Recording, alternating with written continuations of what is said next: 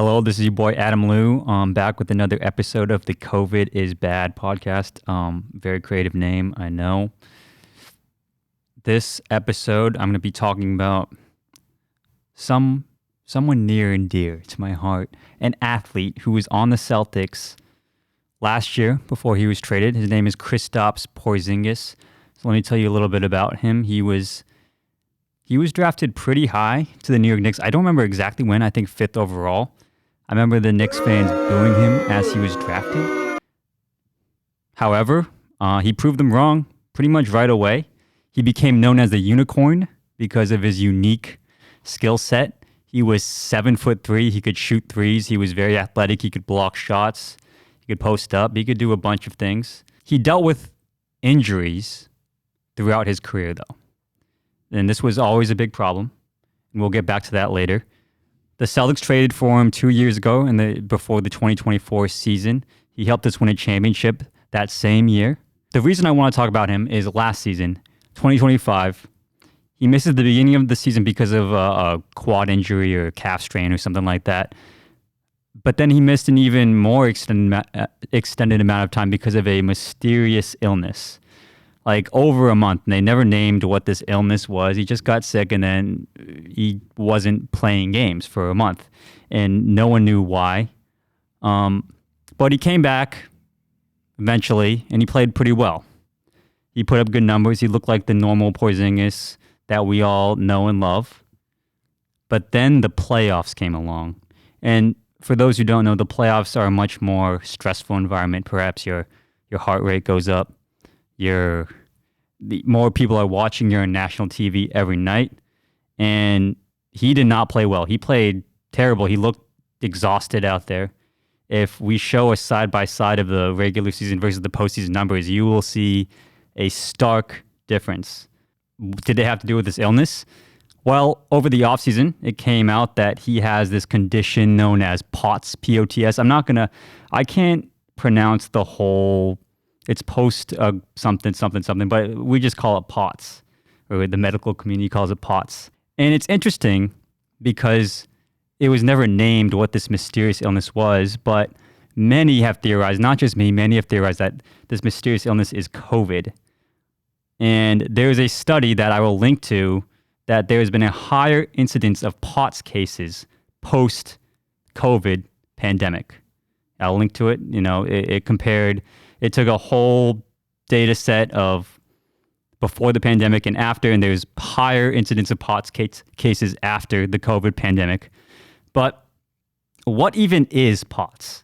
The technical definition is once you stand up, your heart rate skyrockets. And for people without POTS, it's more regulated, like your blood flows correctly. But for people with POTS, your heart rate goes above and beyond when you stand. That's the technical definition. They do tilt table tests to test this. My way of explaining it is it's like your blood doesn't flow correctly in any area. Like you stand up and the blood doesn't get to your head as quick, or it's just like a dysregulation of your autonomic nervous system. And most people, they don't even have to think about where your blood's flowing because your body does it automatically. But with POTS, that becomes dysregulated, subconsciously dysregulated. And we don't know why this happens. This happens not just with viral illnesses. It happens post-pregnancy sometimes. It happens post-trauma sometimes. But it also happens post-viral illness, which is why we're talking about it. And it's not only COVID this has happened before. I think meningitis is something that it might happen after. The symptoms can be fatigue, brain fog, even severe anxiety, all sorts of things, because there's all sorts of different types of POTS, and we will get into that some other episode. And the way you deal with it is with compression garments and a high salt intake, and that's what came out that Porzingis was doing. But let's delve into the theories behind how COVID causes POTS. So first theory is that COVID enters your system and it causes an autoimmune issue. Basically, it causes your immune system to attack itself because it's persisting in your body. And because your immune system is attacking itself, one of the ways that manifests in your body is POTS. That's one theory.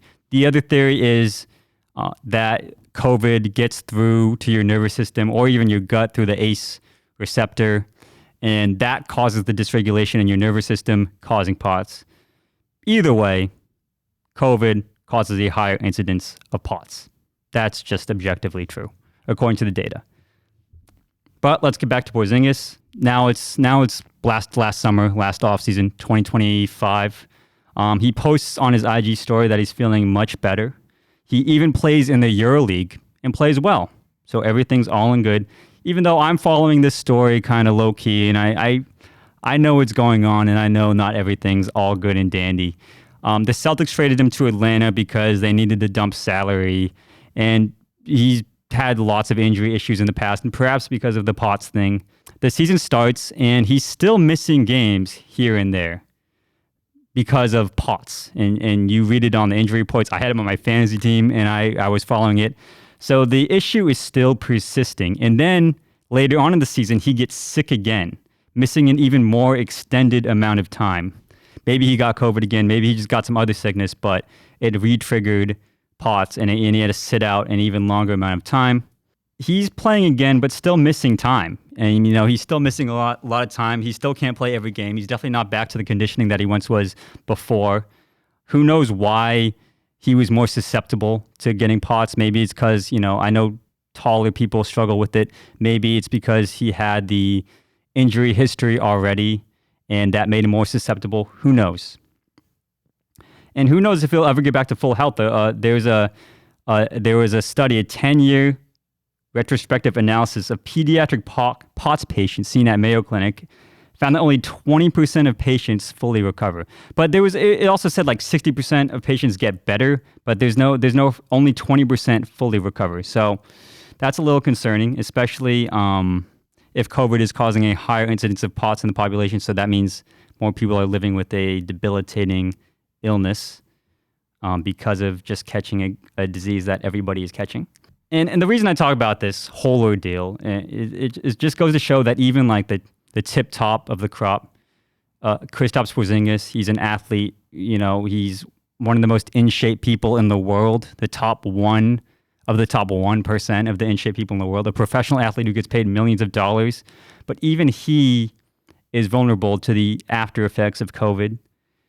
Even he is not protected from it. And he's a multimillionaire, and he's tried lots of things. I remember reading he's tried even like IV drips. I'm sure he's tried lots of things that are behind the scenes that haven't even been mentioned in the press, because there's lots of money on the line. And even trying all those things, he hasn't gotten 100% better, and he's susceptible to getting worse if he gets another sickness.